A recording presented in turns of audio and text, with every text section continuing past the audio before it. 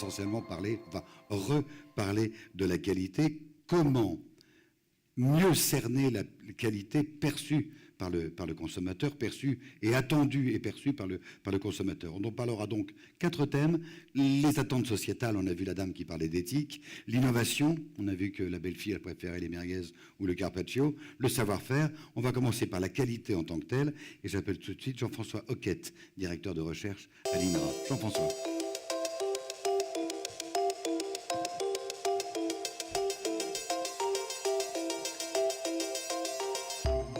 La qualité, le goût, mais peut-être un instrument plus quantitatif pour déterminer la qualité. Parlez-nous de cette étude que vous faites avec la France, l'Irlande, l'Australie et la Pologne. Et le Royaume-Uni. Et le Royaume-Uni. Et le Royaume-Uni. Donc, en matière de production de viande bovine, vous savez que les revenus des acteurs de la filière viande dépendent avant tout du consommateur. Quand le consommateur est satisfait, il va réacheter de la viande. Le consommateur est satisfait quand la viande est tendre, quand la viande est bonne, quand elle est goûteuse, quand elle est juteuse.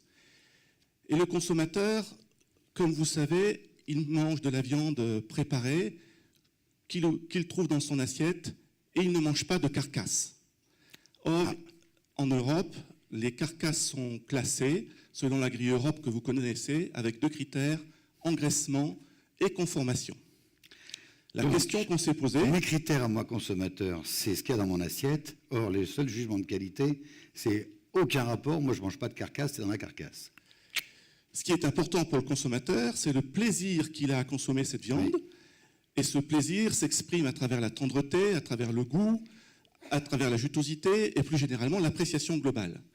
Donc sur cette diapositive, vous voyez en vertical un score de qualité gustatif globale. Et ce score, cette note de qualité globale, a été étudiée en fonction des différentes classes de conformation des carcasses. Le E, U, R, O et P. Oui. Exactement. Et vous voyez qu'il n'y a pas de différence dans le score global de qualité sensorielle entre les différentes classes de conformation des carcasses. Donc EUROP n'a aucun rapport avec les critères de qualité perçus par moi. Sur la base de ce critère, et sur la prochaine diapositive, vous voyez aussi en ordonnée, en verticale, le score de qualité globale, en horizontale, les différentes classes d'engraissement des carcasses, de 1 à 5, 5 étant la plus grasse, et là encore, pas de différence entre ces différentes classes d'engraissement des carcasses pour les 16 muscles que nous avons étudiés avec nos collaborateurs irlandais, britanniques et polonais et aussi français. Alors vous avez cherché ailleurs. Nous avons bien entendu cherché ailleurs dans le cadre de programmes européens. Les professionnels australiens se sont mis d'accord pour mieux répondre aux attentes des consommateurs.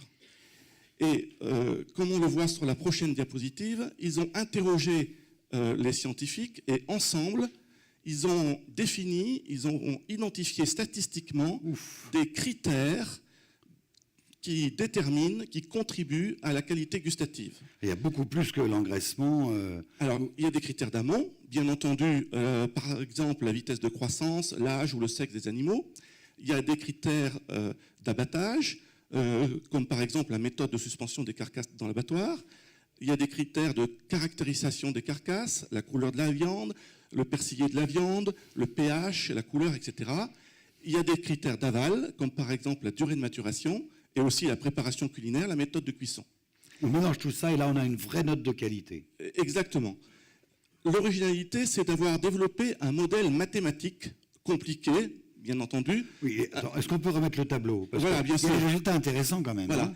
C'est que, par exemple, en orange, le 5, c'est la meilleure qualité, c'est ça? Exactement. Et c'est dans le filet. C'est ça. Donc, ce modèle mathématique prédit la qualité gustative globale pour chaque morceau combiné avec chaque préparation culinaire, chaque méthode de cuisson.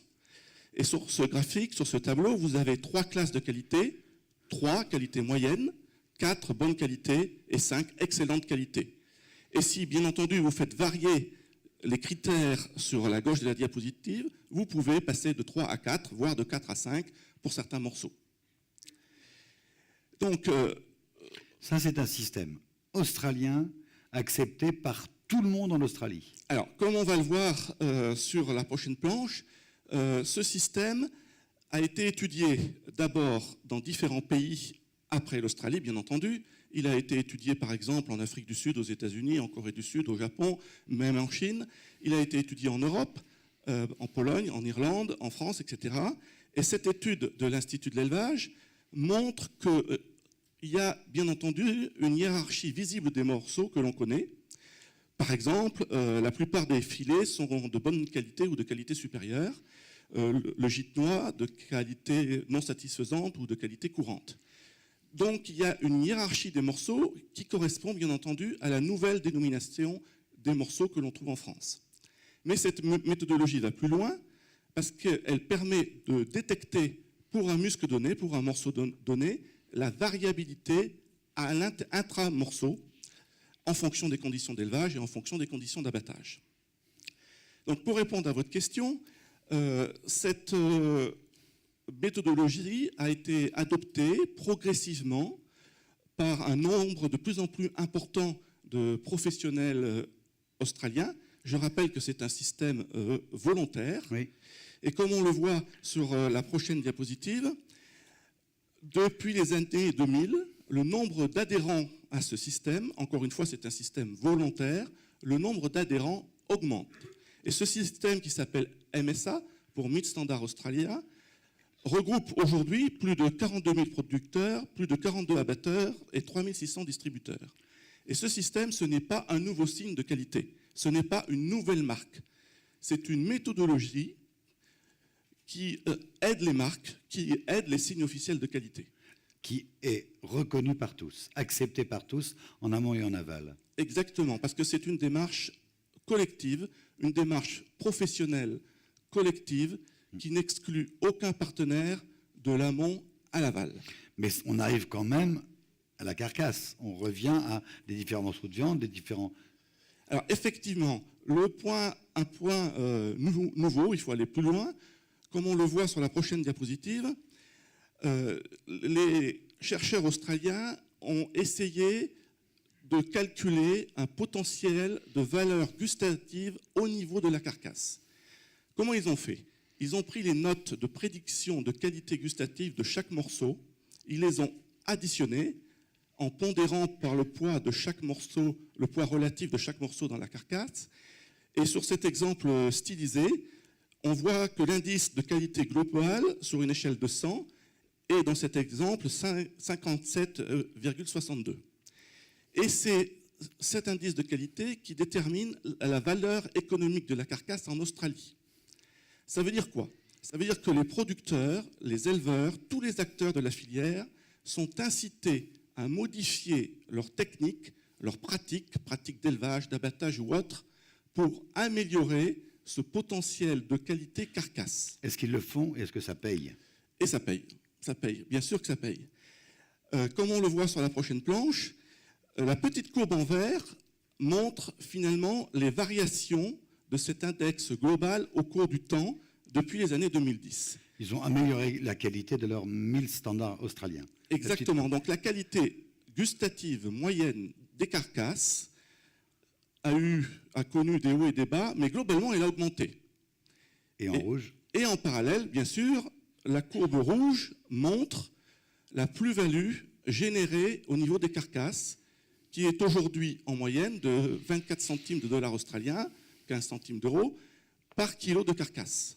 Donc ça génère de l'argent, ça génère de la plus-value, qu'il faut bien entendu répartir entre les différents acteurs. Et globalement, sur une année, ça fait l'année dernière quelque chose comme 100 millions d'euros de plus pour la filière. Dernier point, c'est qu'on voit la façon dont tu traites l'animal avant a de l'influence sur la qualité après, puisqu'il y a tellement de critères. C'est-à-dire que ça ne remet pas en cause les méthodes d'élevage, d'abattage, mais que ça marque la différence au final. Oui, alors comme on le voit sur la prochaine diapositive, la filière australienne enregistre bien entendu le critère de qualité gustative au niveau des carcasses sur une échelle de 0 à 100, et ils enregistrent cela au niveau des abattoirs, Et comme on le voit, pour les animaux alimentés à l'herbe ou au pâturage, on a globalement Une meilleure qualité. une légère différence de qualité qui est supérieure par rapport au feedlot, au parc d'encaissement. On n'a pas de feedlot en France, donc insister, non, une bien meilleure qualité. Voilà, bien Merci. entendu. Bien entendu. Donc, en conclusion, ce système, cette méthodologie est transposable dans de nombreux pays à condition d'utiliser les données propres à chaque pays. Est-ce que demain, on aura le MSA pour tout le monde? Alors, pour l'instant, nous avons des données polonaises, des données irlandaises, britanniques et françaises. C'est possible de rassembler toutes ces données, c'est possible de faire des statistiques avec toutes ces données, parce que pour l'instant, on arrive à peu près à un seuil minimum de données, mais plus on a de données, plus le système est robuste et plus la prédiction est fiable. Le système est robuste, on l'adoptera un jour, vous êtes optimiste? Un jour. Il faut poser cette question à la filière. C'est donc, voilà, vous avez la filière. À vous de jouer? Notre travail est un travail technique avec tous les collègues de l'INRA et l'Institut de l'élevage. C'est un travail technique pour proposer des méthodes innovantes, bien sûr à adapter dans le contexte français. Donc la balle est dans le camp de la filière, bien entendu. Merci, merci Jean-François Hoquette. J'ajoute que, petite page de pub, vous me permettez, que vous sortez un livre en janvier. On ne peut pas le montrer là, on a la couverture, mais il y a les livres juste à côté. Oui, ça, oui. 30 secondes. Hein. La chaîne de la viande bovine, c'est le titre de cet ouvrage qui sera publié par les éditions Lavoisier en début 2018 avec plusieurs chapitres, dont un chapitre sur les attentes et les perceptions des consommateurs, ce qui est le thème d'aujourd'hui. Merci, merci beaucoup.